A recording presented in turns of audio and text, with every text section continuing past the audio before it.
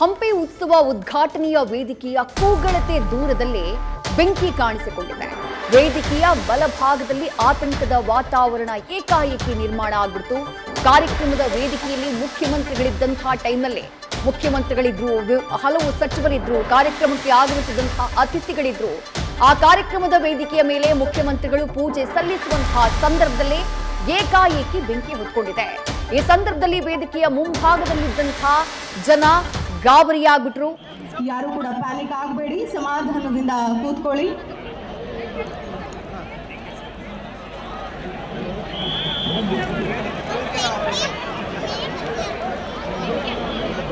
ಎಲ್ಲರೂ ಕೂಡ ಆಸೀನರಾಗಬೇಕು ಅಂತ ಈ ಸಂದರ್ಭದಲ್ಲಿ ಕೇಳ್ಕೊಳ್ತೀನಿ.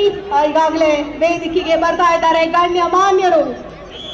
ದಯವಿಟ್ಟು ಯಾರು ವಿಚಲಿತರಾಗಬಾರದು. ನಿಮ್ಮ ಸ್ಥಾನದಲ್ಲಿ ವೇದಿಕೆ ಕಡೆಗೆ ನಿಮ್ಮ ಮುಖವನ್ನು ತಿರುಗಿಸಿ